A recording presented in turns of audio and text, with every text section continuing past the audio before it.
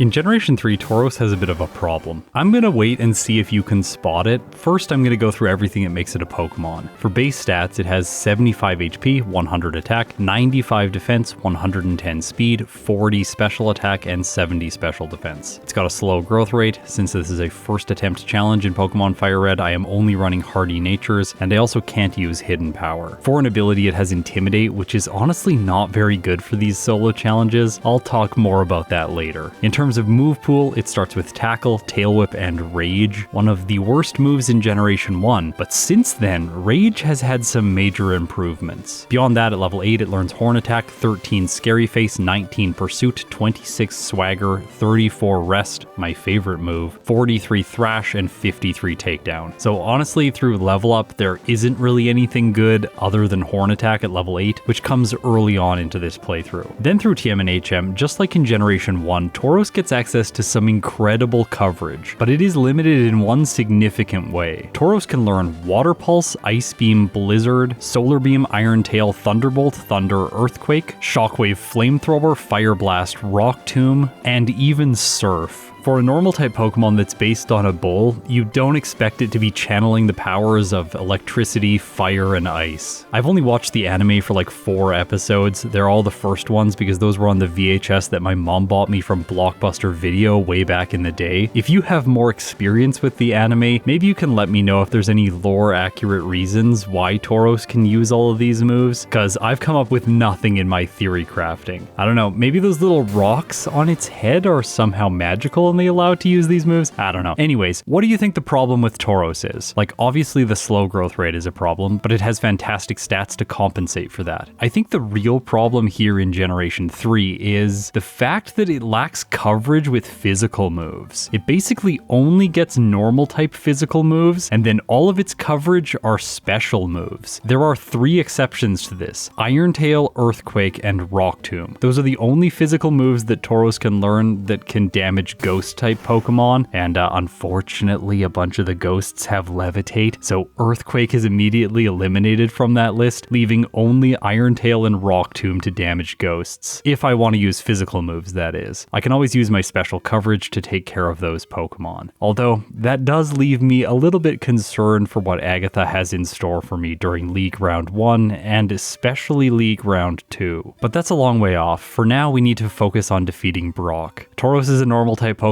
and it's only going to be able to use normal type moves to defeat him because leveling to 19 for Pursuit and special damage doesn't make any sense. Luckily, we start with moves that are actually going to give us some solutions for him. Number 1 is Tail Whip, so we can lower his Pokemon's defense stats and do more damage with resisted moves. And the other option is Rage. As I mentioned before, it has seen major upgrades since Generation 1. In Generation 1, the move was completely awful. Once you selected it, you could never do anything else in battle until either all of the opponent's Pokemon fainted or your Pokemon fainted. You couldn't even switch your Pokemon or use items. It can cause soft locks against Lorelei where her Dugong spams Rest over and over, and you can just never knock it out using Rage. When your Pokemon is using Rage though, when it's hit by an enemy Pokemon, its attack stat will increase by 1 stage. This also triggers the badge boost in Generation 1, but I've never used it in that way. The only niche that I've found for Rage in Generation 1 is with Kangaskhan, which starts with the move and uses it to defeat Brock. In Generation 2, Rage was changed so that it no longer increases your attack stat whenever your Pokemon is hit. Instead, when your Pokemon is hit using Rage, it increases an independent Rage counter, increasing the damage of Rage on subsequent turns. However, you can just decide not to use Rage and switch to a different move, making it much more flexible to use. It is so much better in Gen 2. I've used it in solo challenges with Pokemon like Dunsparce, for example. That's always the one that comes to mind since it starts with the move. In Generation 3, we sort of have a best of both worlds scenario. When a Pokemon's using Rage and it gets hit by the enemy Pokemon, it does increase your attack stat by 1 stage, but you aren't locked into using the move on subsequent turns. You can just switch to using a different move, which is great. So I can pair Rage, Tail Whip, and Horn Attack together in order to give me a good set to use against Brock early on with Tauros.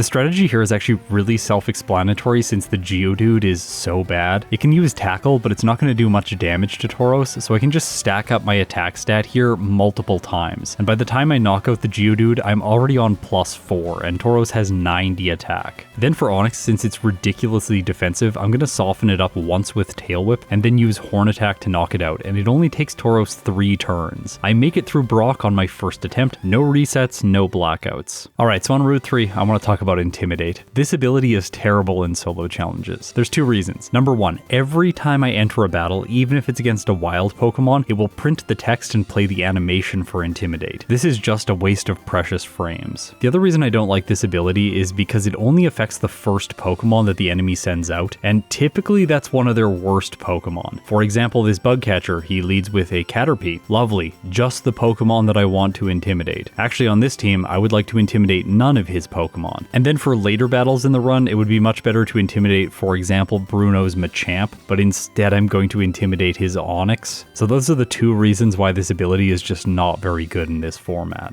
Just outside of Mount Moon, I grabbed myself the Person Berry, which is going to help to defeat Misty more consistently. Then inside the cave, I had to make a decision. Do I want to battle optional trainers to level Tauros up a little bit more? Because right now it's falling slightly behind. It made it through Brock at a pretty low level due to its moves. So because of this, I felt like I was a little bit behind on the level curve, and I decided to do some optional training. By the time I finish all of the trainers inside of Mount Moon, my Tauros is level 16 and I head into Cerulean City. I've got a choice here. Do I want to fight the rival or Misty first? There is an advantage to battling Misty because I could get the TM for Water Pulse, which is good against rock type Pokemon. That said, I don't think fighting her right now makes a ton of sense with Tauros since its special attack is so low. That's one of the big reasons I emphasized the fact that all of its special coverage is not going to be particularly good during this playthrough. Unlike in Generation 1, where Tauros had its higher special defense as its special stat, it really got a major nerf going into Generation 2. Because Misty's not going to give me a big advantage, I'm going to go up against the rival first. He leads with Pidgeotto. In this case, I was scared about getting hit by Sand Attack, but I still chanced going for Rage to hopefully build up my attack stat. First turn, Pidgeotto uses Tackle, which is perfect, boosting my attack 1 stage, and then I knock it out with Horn Attack. Next, he sends in Rattata, which is pretty weak in FireRed. It only has Tackle and Quick Attack. It doesn't have Hyper Fang like it does in Generation 1. Because of this, I decided to go for Rage again, hopefully to stack up my attack a little bit more, but the Rattata uses the perfect moves to rob me of the attack boost. It goes for Quick Attack turn 1 before I use Rage, and then I outspeed on the next turn because it used either Tackle or Tail Whip, so I knock it out before it ever attacks Tauros. Still though, this is a good sign because the fact I was knocking out the Rattata with base 30 power Rage means Tauros is just doing ridiculous damage at this point in the game. The Squirtle that follows takes only 2 turns to knock out with Horn Attack, and then of course Abra's free. On Route 25, I get a minor upgrade to my effective power and my go-to move. I teach Secret Power in the place of Tackle. I'm keeping Horn Attack just so that I can use it for PP in case I want to do training or skip Pokemon Centers. Also, by this point in the run, I have learned Pursuit. The only reason this is on my set is because it deals special damage and I can use it to knock out rock types more quickly. Despite being super effective against Misty's Starmie, it's obviously going to be better for me to use physical moves against her.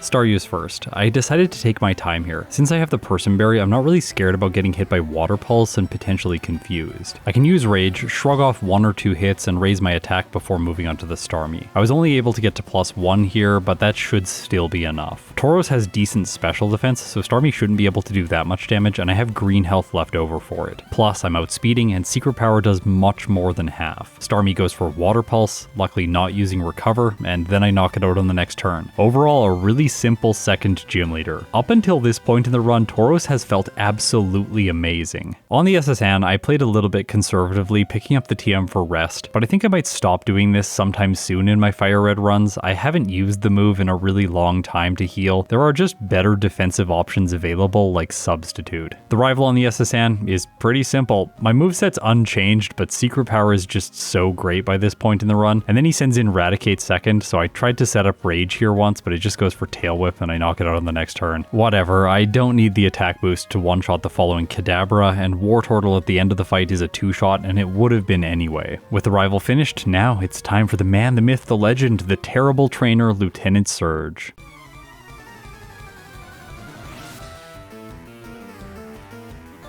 Voltorb, probably a one-shot with secret power? Yes, a one-shot with secret power. That means Pikachu is also going to be a one-shot, leaving only Raichu to do damage. But it's not going to do damage. Tauros is faster and I get a critical hit, so Surge's Ace goes down in a single shot as well. That was a clean sweep. And with it, my confidence using this bull is really starting to build. When is it going to run into problems? So far, everything has been extremely simple. And the section of the game between Cerulean City and Lavender Town doesn't pose any problems for Tauros either, as is typical in Pokemon FireRed. The only adjustment I made for this portion of the playthrough was teaching Water Pulse in the place of Pursuit so that I have really strong damage against all of the rock ground types. Now, as I get near the end of the cave, I should point out Tauros' Tutor Learn set because there's one omission here which I'm really sad it doesn't get. That's Rock Slide. If we could learn that move by Tutor right now, a bunch of its problems for the late game would be solved, but unfortunately the best damage dealing rock type move it learns is Rock Tomb, one of my least favorite moves in the entire game. It only has base 50 power, 80% accuracy, and only 10 PP. This move is very frustrating to use. Every time I have to rely on it in my solo challenges, I always rage just a little bit. And I guess that's appropriate today because Tauros is going to be using Rage a lot. I'm anticipating that I'm going to be holding onto this move as its go-to setup for the majority of the run, maybe until the very end of the game. And that means our moveset is going to start getting constrained a little bit, because as soon as I arrive in Lavender Town, I go south to the guard tower and pick up the TM for Return, which I teach in the place of Horn Attack. So Return and Rage paired together are two moves, then I have Water Pulse to counter rock and ground type Pokemon. That leaves me with only one move slot that is currently flexible. But Water Pulse is fantastic against Giovanni's first two Pokemon, and then I have either Return or Secret Power for the Kangaskhan. And most trainers should be like this. I was expecting Return with an effective power of 114 to be more than enough to take on Erica, so I went to face her next.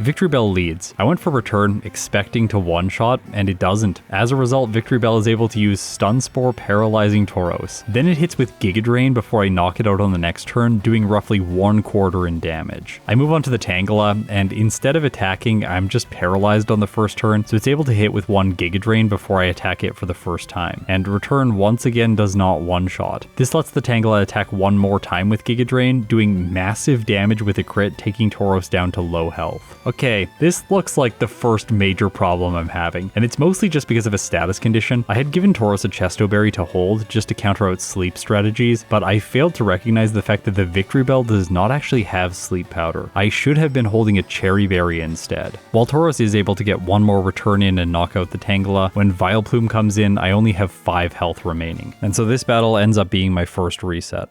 I didn't expect Erica to be the first place where Tauros struggled. Well, it's not really struggling here. I could equip a Cherry Berry and probably fight her again and win, but I decided not to do that and play a little bit overly safe. So I went to Pokemon Tower next because the rival should be quite simple. For this battle, I have taught Shockwave in the place of Secret Power, but I don't think it really adds anything to Tauros' moveset. I'm just going to be using Return unless Shockwave is 4 times effective, and the rival, when he has the Wartortle or Blastoise team, does not have Gyarados, so Shockwave has no niche here, since Return's effective power is 115, and super effective Shockwave is 120, but it's special damage. Unfortunately, the rival sends in his Growlithe second, intimidating Tauros, lowering its attack by 1 stage, but I can just compensate for this by using Rage. Growlithe hits with Ember, I boost my attack back up to neutral, and then use Return to knock out the fire type. Executes next. Return easily one-shots. Sometimes that doesn't happen, so it's really encouraging whenever the Execute goes down so easily. Of course, Kadabra falls to a single hit, leaving only Wartortle, and here I just use Return for an easy 2-shot. Time to head up Pokemon Tower and start talking about Ghost-type Pokemon. The only moves I can hit them with, again, are my special coverage moves or Iron Tail or Rock Tomb. In this case, I could have taught Rock Tomb, but I want to save it for later, so I'm just going to make it through these fights relying on Shockwave or Water Pulse. Luckily, unlike Generation 1, Ghastly can't attack Tauros using Nightshade, so that only leaves them with moves like Curse or Confuse Ray in order to inflict damage. Curse halves their health, so then I can knock them out more easily using Shockwave or Water Pulse, and Confuse Ray isn't very reliable in order to deal damage. I'm sure Tauros could have lost here, but I think the chance of that happening is actually quite low. I end up making it through without any resets. Now, I could go back and fight Erica right away, but there's a way to make her a little bit easier. There's not really any use in rushing her. Plus, as I travel through Cycling Road, I can fight optional trainers for additional experience. Although I will note that Tauros isn't particularly good at knocking out these Pokemon, like Weezing take multiple hits. It's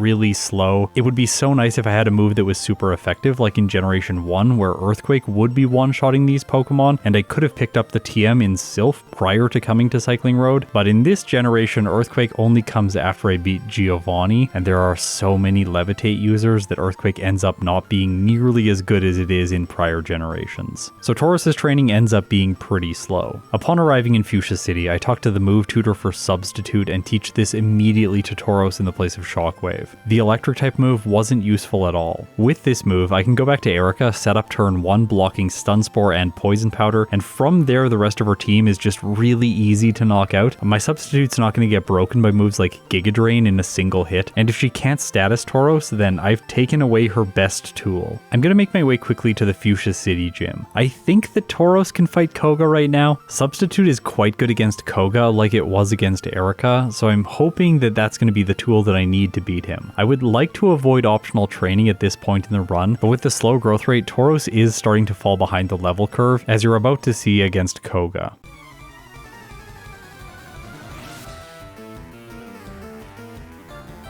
His first Pokemon is Coughing, and it's level 37, the same level as Tauros. I get an Intimidate off, and then I waffled around a little bit, not sure what to do. Substitute or Rage? If I set up Substitute, I lose the ability to boost my attack with Rage, because getting hit does not trigger the Rage boost if Substitute is in place. This is really annoying. If these two moves comboed together, Tauros would be so much more broken in this game. I opted to go for Substitute just to avoid things like Toxic or Smokescreen, especially Smokescreen, so I'm not going to be able to boost my attack from here. I knock out the Coughing in 2 hits using Return, and then I move on to the Muck, which is Koga's strongest Pokemon in FireRed. What I was hoping for here was a simple 2-shot with Return, minimizing the effect of, well, minimize. Unfortunately for me, I'm just barely not able to get the 2-shot, so I tried to set up Rage. Unfortunately for me, the timing didn't work out, and I knock out the Muck not getting an attack boost, but I was fairly confident I would be okay after that. The Coughing, well, can self-destruct and do a bunch of damage. Tauros survives on 2 hit points. All that's left is Wheezing, but unless I get a critical hit, I think I'm done for. I go for Return. It does over half damage, but that's not enough. Wheezing strikes back with Tackle, and Tauros faints. That's my second reset of the run. I tried again. My goal this time was different. Maybe I can use Rage against the Coughing, get lucky, set up because it attacks me with Sludge, and then 2-shot the Muck that follows. But instead, I get hit by Smokescreen.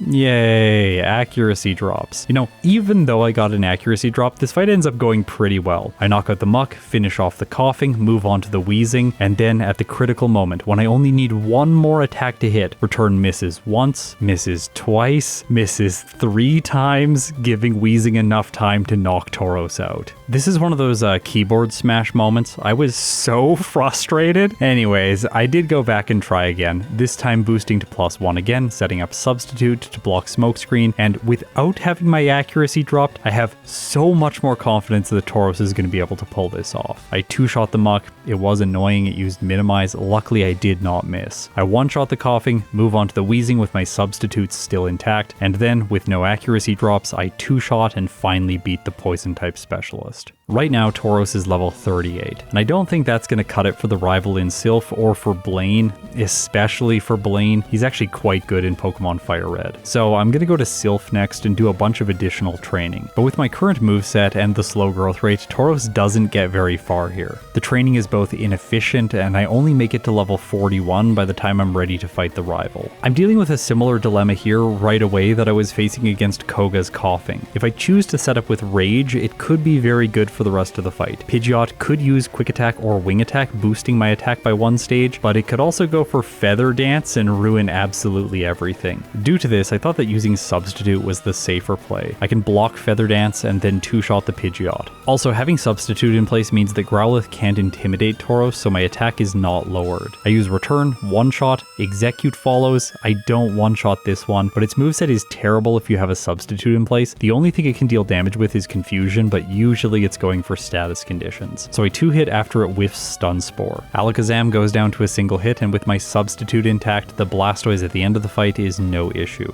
Giovanni is easy. I finish him off, although it does get kind of sketchy because of Poison Point. I really hate that ability, by the way. Anyways, in the end, not really that bad because I have Water Pulse to one-shot the Rhyhorn. I head straight to the Saffron City Gym after finishing Silph and fight Sabrina. 1-hit Kadabra, 1-hit Mr. Mime, 1-hit the Venomoth, which is surprising, it is a steel type. After that, Alakazam comes in, it's frail too, and I'm faster, so Tauros gets a clean sweep against her. The question now is, am I doing enough training in order to make the late game as easy as possible for Tauros? In FireRed, I do collect 11 rare candies, so I can use those prior to the Elite Four, or 10 of them prior to trainers like Rival 6. But for Tauros, it feels a little bit premature to use candies before Blaine, so let's try him at level 45. I think this might be okay. I'm sure you can hear from my voice, but my confidence that was building in Tauros throughout the early game is really starting to all fall apart now. I think this battle has the potential to be extremely brutal.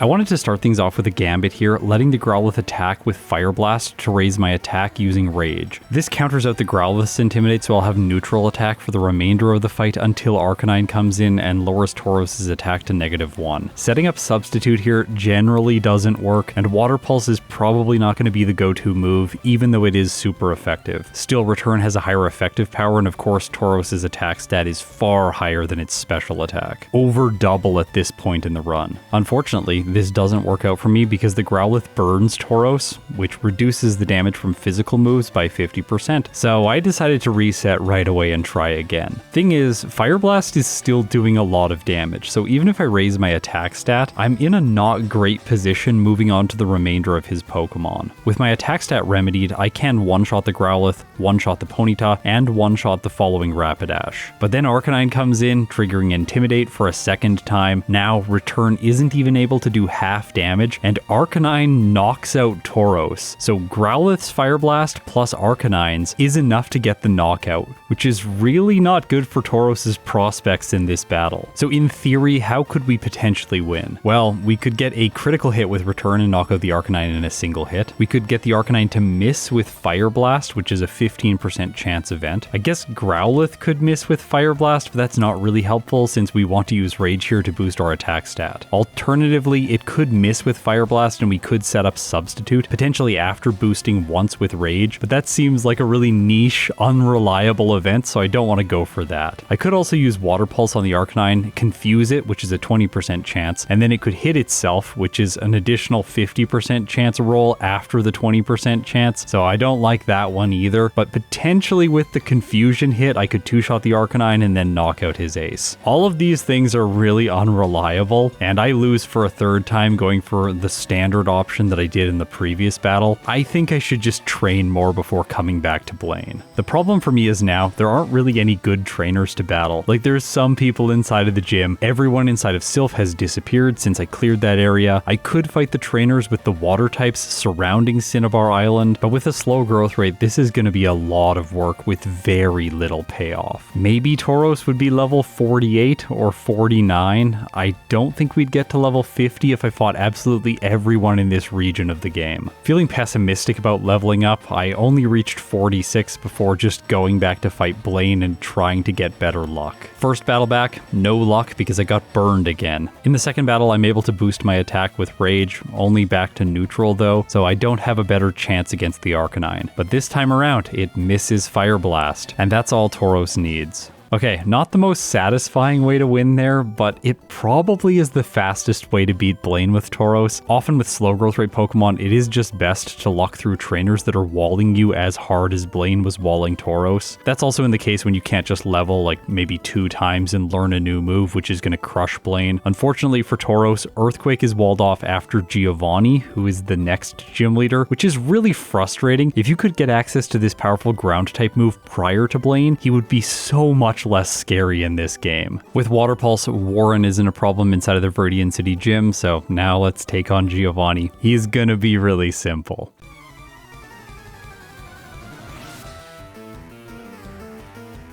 Rhyhorn's first. Water Pulse one-shots. I could have set up Substitute there because the Rhyhorn loves to go for Scary Face if you're faster than it. Of course, Tauros is faster than it. Then for Nidoqueen, I use Return. This could trigger Poison Point, which is always very annoying, and I do think that's the only way that Tauros could lose with my current strategy. Even if I set up Substitute, I wouldn't be able to block the status condition from the ability, which is frustrating, so that's not really a way around it. Luckily, Poison Point doesn't activate on Nidoqueen, and it only activates on Nidoking after a Hyper Potion, so I've made it decently far into the fight before the status condition starts draining my health. I'm able to one-shot the Dugtrio that follows, Rhyhorn comes in, my health gets dropped by Poison to 22, but this isn't enough for Giovanni to win. Tauros is faster, Water Pulse one hits his ace, Rhyhorn.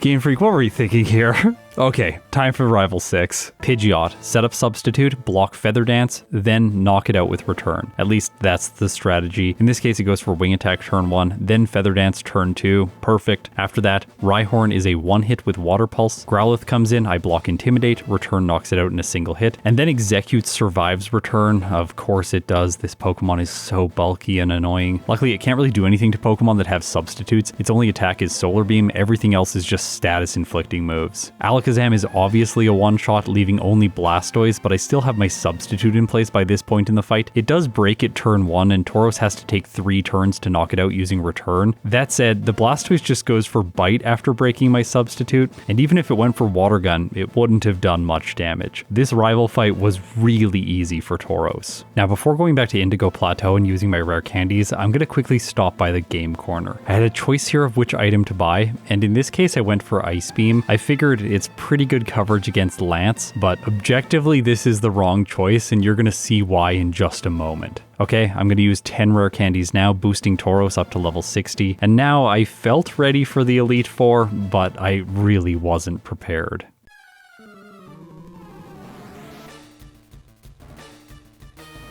From the start, my hopes immediately go downhill. I'm not doing enough damage to one-shot the Dugong, so it's able to attack with Ice Beam on turn 1. Then I have to use physical moves or Water Pulse to knock out the Cloyster, which is not great, giving it time to set up Hail, which is going to do chip damage for the next 5 turns. Slowbro comes in. This is also going to take 2 hits to knock out. It has time to set up Yawn, so Tauros falls asleep by the time Lapras comes in, and then it just knocks me out using Ice Beam 2 turns in a row. Okay, this is definitely going to be possible, but it's not going to be likely, I don't think, unless I can get set up with Rage against the Dugong at the beginning of the battle, which is what I do the next time around. I go to +2 and then I knock it out. This makes Return a one-shot, and I'm hoping that's going to allow me to avoid Yawn from the Slowbro. I still have to take 2 turns to knock out the Cloyster because it has ridiculous physical defense, but the Slowbro does go down to a single hit. Lapras is next. My health is very low because of hail damage, and I was actually worried that the weather effect was going to knock out Tauros. I'm able to one-shot the Lapras. I move on to Jinx. I take hail damage. This brings Tauros to 6 hit points, and then I finish the Jinx. Oh, okay, that was a really close battle.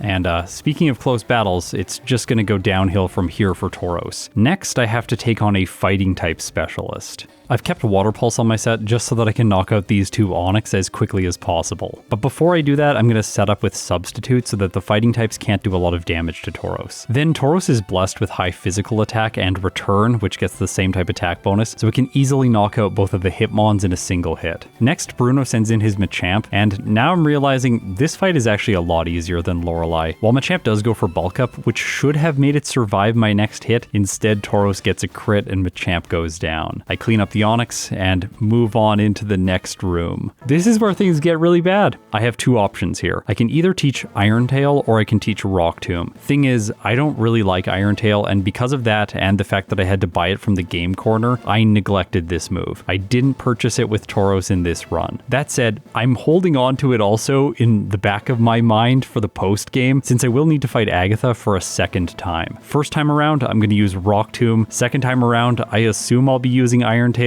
because I can't imagine Rock Tomb doing very well here. That said, it does have 5% more accuracy than Iron Tail, so let's see how this goes. Right away, we have a terrible problem. Tauros can't set up Rage against the first Gengar, since this Gengar's only damage dealing move is Shadow Punch, which cannot hit normal type Pokemon. That means I can block literally everything this Gengar would do by simply simply going for Substitute. Confuse Ray and Toxic both don't matter now, but Double Team really does. With Rock Tomb's terrible accuracy, every time the Gengar sets up this move, it becomes less and less likely that Tauros is going to hit. And that's a big problem when Rock Tomb only has 10 PP. I have to knock out 3 ghosts during this fight, so if it takes me 3 hits for both Gengar and 2 hits for the Haunter, that leaves only 2 PP of Rock Tomb that I can miss with. And that's perfectly aligned with its 80% accuracy. I was decently hopeful in this fight because Agatha isn't healing her Gengar. It takes 3 hits to knock out. I move on with 4 PP left over on Rock Tomb, and now I'm really just gambling. I'm hoping that I get a critical hit on either the Haunter or the final Gengar. But unfortunately, Rock Tomb misses on the final Gengar too many times. Then Gengar puts Tauros to sleep and finishes me with Sludge Bomb.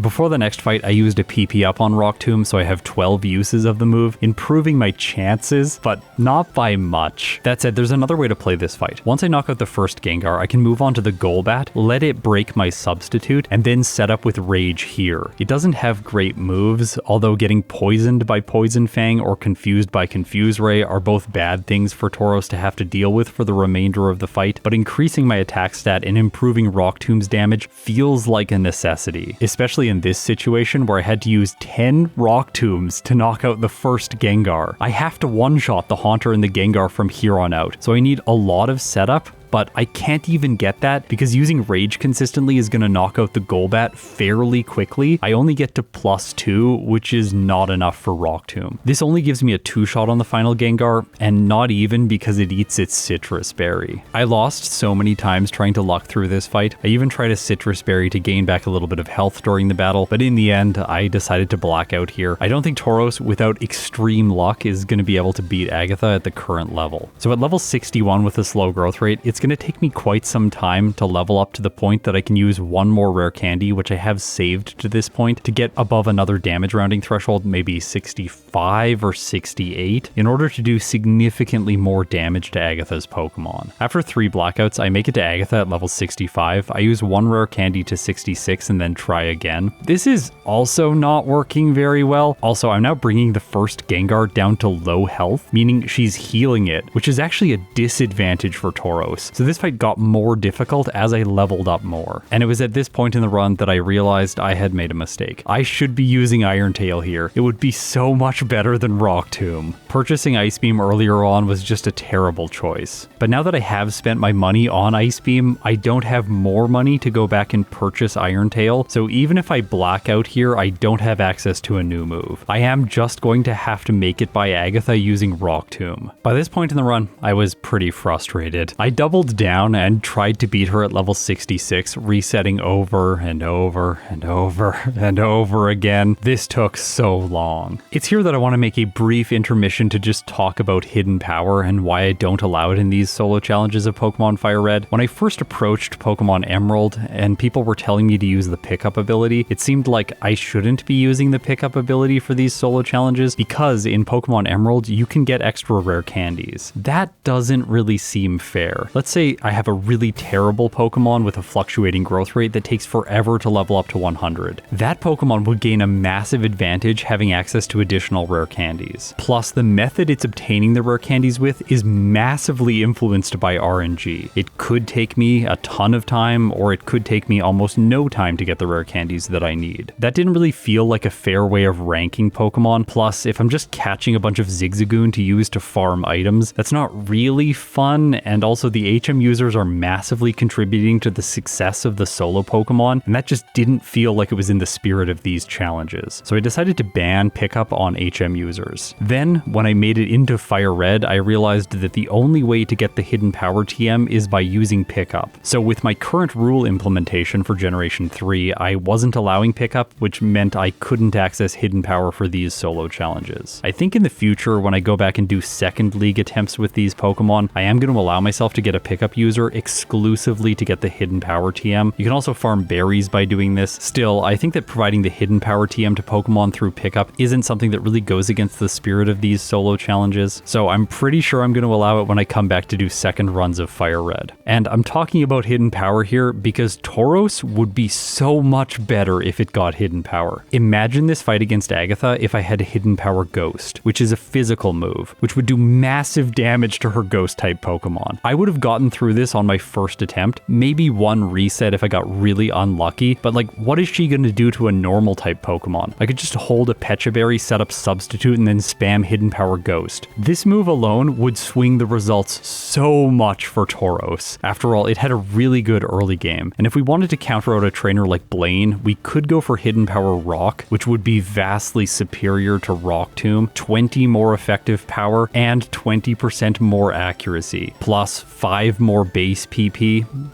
Rock Tomb is so bad. Okay, so let's talk about how the fights against Agatha are going. Typically, I'm using Rock Tomb to knock out the Gengar as fast as possible. I'm also holding a Lumberry to get rid of status conditions like Confuse Ray or Toxic from the first Gengar. I don't want to set up Substitute here because I want to move on to the Golbat and then set up with Rage as fast as possible. Plus, losing health from Substitute and then allowing the Golbat to just break it doesn't make any sense. I'm giving up something for nothing. I need the health in order to set up Rage as many times as possible. I get to +2, knock out the Golbat, then the Arbok intimidates Tauros, but I get set up one more time with Rage on it before moving on to the final Gengar. This is where I just have to pray that Rock Tomb hits enough times. And it does, but I get poisoned in the process, leaving me with very little health for the final Haunter. Here's the thing, with +2 at level 66, Rock Tomb is going to be a one-shot, but will I hit?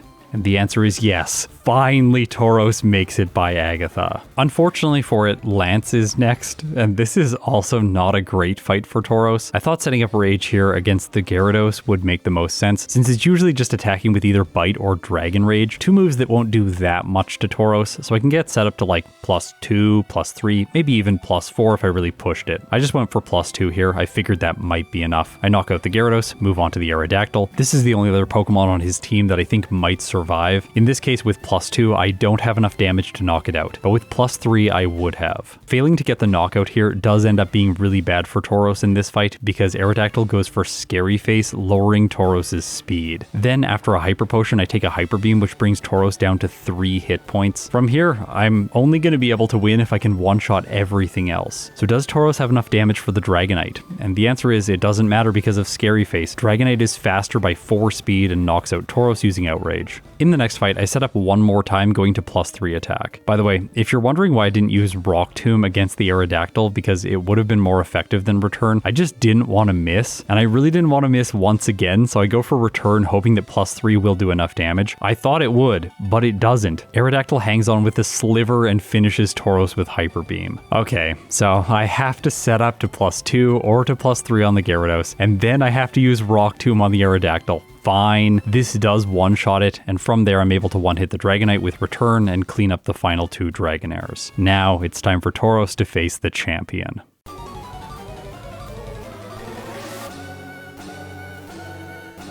Turn 1, I have to make an important choice. Do I go for Rage to boost my attack if the Pidgeot uses Aerial Ace, or do I instead block Feather Dance and Sand Attack using Substitute? Because Tauros is ridiculously strong, I decided to go for Substitute thinking that I would be fine for the rest of the fight, but this isn't entirely the case. I knock out the Pidgeot using 2 returns, well, 3 after a full restore, then one-shot the Alakazam, 2-shot the following Executor, which just whiffs a Sleep Powder, and then Rhydon comes in. This is the Pokemon that's problematic if I haven't set up with Rage. Return is able to do 1/4 in damage to it, well, just slightly less, because it survives my 4th hit and then he uses a full restore. If I was able to 4-shot, I think that Tauros had the chance to win this on its first attempt. Unfortunately, the Rhydon breaks my Substitute, and eventually it's just doing too much damage with Earthquake. So I think what I need to do is set up Rage against the Pidgeot. If it goes for Sand Attack turn 1, I'm just going to reset because it doesn't make sense to play out the fight from there. In the very next fight, it does use Aerial Ace on turn 1, boosting my attack, and from there I thought that setting up Substitute substitute and not risking another turn for sand attack made the most sense. Let's see how +1 is against the Rhydon. And the answer is, it's actually quite good, especially when you get a critical hit. It does more than half to the rock type, it just whiffs an attack because it's trying to use Scary Face into my substitute. Then I hit with Return, and the second one does enough damage to knock out the Rhydon. So I move on to Arcanine with my substitute intact, blocking Intimidate. Return one-shots, Blastoise comes in. While I'm not able to knock it out, it does eat its Citrus Berry, taking it out of the range that it would have been healed by a full restore, and it's not able to do enough damage. So the champion's defeated. Tauros clocks in with a time of 1 hour, 24 minutes, and 41 seconds, with 33 faults, consisting of 29 resets and 4 blackouts. It beat the game at level 68 with a game time of 4 hours and 24 minutes. Round 1 was ruined by Agatha. Outside of that, Tauros was a fantastic Pokemon. Now, let's see if Agatha can ruin my day once again in round 2. I wanted to prepare as much as possible for her, so I visited Lost Cave in order to collect 1 additional rare candy in the post-game. This one takes a lot of time in order to pick up. You can also grab the Silk Scarf from this location, but it takes even more time than the rare candy. Also, I have to remember these awful instructions as to how to navigate this cave. In order to get the rare candy, you have to go east, north, south, south, east, west, southwest. I cannot for the life of me remember these directions every time I get here, so I have to pause the game, look up Lost Cave on Bulbapedia, and then watch this little diagram every time I'm navigating the cave. By the way, the Silk Scarf is actually really similar directions to the rare candy. The first 7 are identical, and only the last 2 have changed. Also, the Lax Incense, which is the easiest item to obtain in the cave, is really easy to find. It only takes 2 instructions,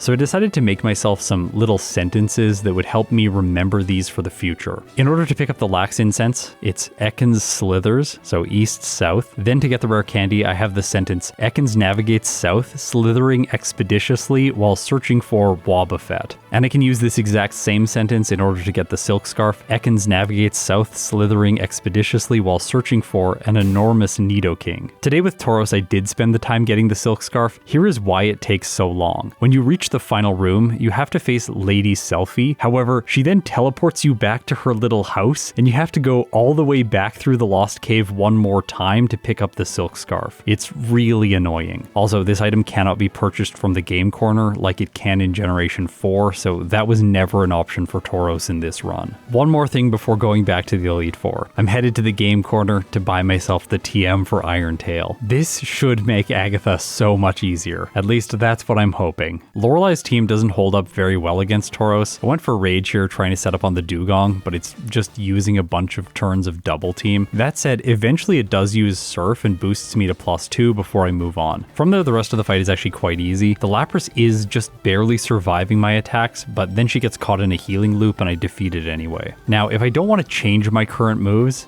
and I want to hold on to Rock Tomb, Substitute, Rage, and Return, all moves that I can't get back now if I unlearn them, I'm going to have to beat Bruno's Steelix somehow with this set, and that just doesn't seem very likely. I tried setting up here with Rage to improve my damage against the Steelix, but this is just not going to work, obviously. I take a blackout here, and then I fight Lorelei again. This time, though, she freezes Tauros, which is just great. Following that, Cloyster gets a critical hit with Surf and knocks out Tauros. This is going really well. I'm trying to set up Rage against the Dugong still, and then it freezes me with Ice Beam. This is just going terribly. Luckily, though, Tauros is able to win on the next attempt and make it back to Bruno. It makes far more sense against him just changing my moveset. Getting rid of Rock Tomb is not the worst thing in the world, and Earthquake can really help out against Steelix. So the strategy here is Rage turn 1, boost my attack by 1 or 2 stages. I don't want to have my speed lowered that much. I would like to move first against both of the Hitmons if possible. However, I do have my speed lowered twice before I knock out the Steelix, which means the Hitmonlee is going to move first. That said, for some reason they didn't give it any fighting type moves. It has Mega Kick, Foresight, Earthquake, and Rock Slide, so it doesn't even do that much damage to Tauros. I skipped over the other Pokemon because they weren't relevant. I had enough speed. I can finish off the Steelix pretty easily now with Earthquake, and so we have made it back to Agatha. Now, which move does it make sense to delete here? It would seem like giving up Earthquake makes the most sense, but I don't think that's actually the case. We probably want to hold on to Earthquake for the champion, so at this point in the run, I am going to give up Substitute, but I might also end up regretting that. It was a hard choice. I'm not sure I stand by my decision. We'll have to wait and see. For now, though, I have Iron Tail for Agatha, and and this should make the battle against her easier. Okay, so Irontail is doing more than half to the first Gengar. Why didn't I have this the first time? Anyway, the Gengar can also use Psychic, so I could potentially set up with Rage here if I want a chance that it's not going to go for something like Confuse Ray or Hypnosis. I could then set up on the Crobat if I had more health. In this case, Tauros doesn't, so I'm just going to lose this time around, but I think the path to victory here is a lot simpler. Knock out the first Gengar as fast as possible, then set up against the Crobat while it goes for moves like Air Cut or a Sludge Bomb. There is downside here if it poisons me or uses Confuse Ray. But in the end, everything just kind of works out. It boosts my attack to +2. This is kind of enough. I do lose one of these attack stages immediately because Arbok comes in, but I have Earthquake to one-shot it. Then Gengar comes in, I'm able to two-shot her ace using Irontail and I take very little damage from Thunderbolt. Misdreavus is last and Irontail is able to one-shot. So the second time around, Agatha was so much easier. But am I going to be punished by Lance for giving up Substitute? His Gyarados has Thunder Wave and it loves to use this move if you are faster, and Tauros is of course faster. I can go for Rage here to get set up, but it's not really that good against the Gyarados this time because the Gyarados is going to attack with either Hyper Beam or Earthquake, but before attacking, it really likes to set up with Dragon Dance. So Rage is just doing nothing here. Also, after getting hit by Intimidate, Tauros isn't able to two-shot the Gyarados. It's a 3-hit, and the most unfortunate range because I am bringing the Gyarados slightly too low on health, and Lance uses a full restore. I lose a total of 3 times, hoping that this strategy might work, but it's not going to. I need a way to counter out Thunder Wave and consistently set up with Rage so that I can sweep the rest of his team. And speaking of rest, I'm actually going to use this move. I am so glad that I picked it up on the SSN. The way my current strategy works is I'm holding the Chesto Berry, I'm going to use Rest to get rid of Paralysis, and then I can use Rage to set up my attack after the Gyarados is knocked out. The problem is figuring out the best place after Gyarados to set up. Kingdra doesn't look like a good option since it loves to set up with Dragon Dance as well and then use Hyper Beam for massive damage, but the following Dragonite might be the perfect place. It's going for Dragon Claw, which I can chain to get some rages off. The problem is, once I've used my Chesto Berry, I can't really boost much more. And now I only have +1 and Aerodactyl is next. I'm not going to knock it out using Return, so I have to hope that I'm going to be able to two-shot and survive one of its hits. I am able to live through its Earthquake and knock it out with a second Return. Moving on to Lance's final Dragonite. So, is Return with +1 enough damage for this thing?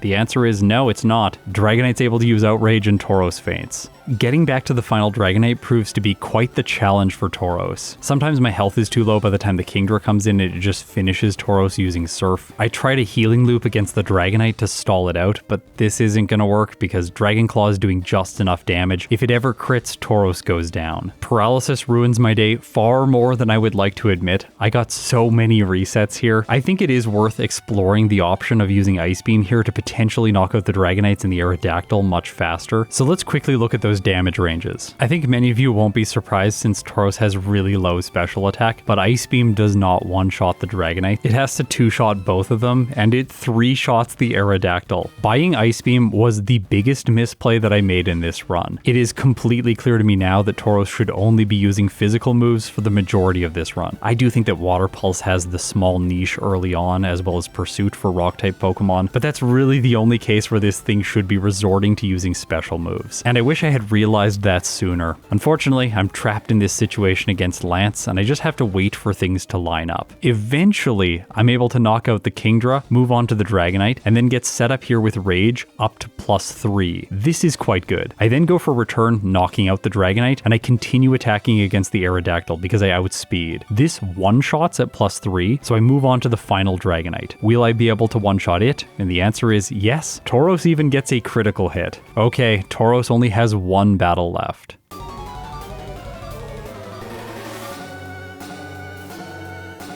The champion's lead is Heracross. This Pokemon is kind of a double-edged sword to set up against because it's going to lower my speed using Rock Tomb. This isn't the worst thing in the world since only the Alakazam is going to outspeed if Tauros goes down to -1 speed. But if it goes down to -2, then a bunch of other Pokemon are going to start moving first. The Heracross, the Arcanine, and the Blastoise. And -3 just doesn't make any sense. Then everything is going to be moving faster, and that doesn't seem like a winning scenario. So in this case, I wanted to see how +1 would do against his team. Return's able to one-shot the Heracross, then Alakazam comes in, and this is the reason it doesn't matter if it moves first, because it loves setting up Calm Mind during this fight, especially if your health is high and it sees that it can't get the one hit with Psychic. So I'm able to one-shot for free, move on to the Executor, but with +1, this bulky grass type is able to survive, allowing it to retaliate with Psychic, which does roughly 1/3 to Tauros. Then the champion heals a bunch with a full restore before I finally finish it. Tyranitar is next. Earthquake is to knock this thing out. Unfortunately though, with +1, I am not able to, so it's able to do damage with its own Earthquake before I take it down. Arcanine's Intimidate lowers my attack back to its original value, and I'm not able to one-shot with Earthquake, which is really unfortunate. Luckily the champion doesn't do any chip damage with something like Extreme Speed, instead choosing to heal the Arcanine and then I just knock it out. But Blastoise is his final Pokemon and my health is kind of low. Because of that, it sees the KO with Hydro Pump and goes for it. Tauros isn't able to knock out with Return, so that's it. I think the solution here is setting up more against the Heracross. This time though, I get hit by 2 uses of Rock Tomb, which puts me in a bad position against both the Arcanine and the Blastoise. Alakazam is still using Calm Mind, it doesn't matter. Then I tried squeezing in one more Rage against the Executor to get to +3. However, this doesn't work out for me because it goes for Sleep Powder instead of attacking on turn 1 with Psychic. Tauros just snoozes and gets knocked out by Psychic, so that's a second reset to the champion. Okay, let's talk about the Heracross a little bit more, because it's not always going to spam Rock Tomb and lower my speed. It can go for Mega Horn, which does more damage, but it sets me up and it doesn't lower speed, which I think is better. Also, it can go for Counter, which in many cases completely destroys my Pokemon, but since I'm using Rage and doing very little damage, Counter just boosts my attack again without dropping my speed. So I go to +2, knock out the Heracross, one-shot the Alakazam, move on to the Executor, which I also one-shot using Return, and then I can one-hit Tyranitar using Earthquake. I have avoided so much damage in this battle, and my attack is 1 stage higher than it was last time for the Arcanine and Blastoise. The attack stat helps me against the Arcanine because I'm able to one-shot using Earthquake, so he's not able to buy any time here. Also, because I took less damage throughout this entire fight, now Blastoise does not see the KO with Hydro Pump, so instead it prioritizes setting up with Rain Dance, giving Tauros the time it needs to attack twice, knocking out his ace. This is a pretty underwhelming post-game, I'll be honest. Tauros clocks in with a time of 40 minutes and 42 seconds. It had 20 faults, consisting of 19 resets and 1 blackout. It finished the post-game at level 76 with a cumulative game time of 6 hours and 14 minutes. I was hoping that Tauros would do a little bit better in the post-game after I realized I needed Iron Tail, but it still has a bunch of other problems, and I think that's what it really comes down to with this Pokemon. The slow growth rate, in combination with the lack of physical moves, really hurt it. While it's really good in the early game as a single stage Pokemon, by the time it reaches the late game and the level curve has really started punishing it, that's where it falls apart. Maybe there are other ways to play Tauros without Rage, but I don't really want to think about that because throughout this entire run, Rage really helped out. Today, with these underwhelming post-game results, Tauros earns itself a placement in the E tier ahead of Arbok, Wigglytuff, and Hypno. In the round 1 tier list, its performance isn't quite as bad, but it's still not great. It ends up being middle of the pack in the C tier, which currently is the tier that's most populated. It earns a placement behind Wigglytuff and Nidoking ahead of Golduck and Mew. Although there's caveats that I have to make here with these results. Nidoking's result will be so much better when I replay it. Also, Nidoking had to start as a Nidoran male and then evolve during the early game, which is something Tauros didn't have to do. And for Mew's results, that was the first FireRed challenge that I did on the channel, so obviously its results are far lower than they otherwise should be. If I went back and played Mew now, let's just say I did a first playthrough with it, I didn't remember anything from the first run, its results probably would be somewhere in the S or A tier, just because it's a Psychic type Pokemon and it does get access to Calm Mind. In the end, Tauros is just not a really good solo running Pokemon. It's a good Pokemon. It has fantastic stats, but its growth rates slow it down in this format where speed is the name of the game. And in Generation 3, the lack of physical coverage really hurts it. And there's another Pokemon that also lacks physical coverage that I am going to play very soon. Leave me your guesses in the comments. For now though, thank you so much if you support me on Patreon or through YouTube memberships. If you've made it this far, you're incredible. I'll see you in my next video.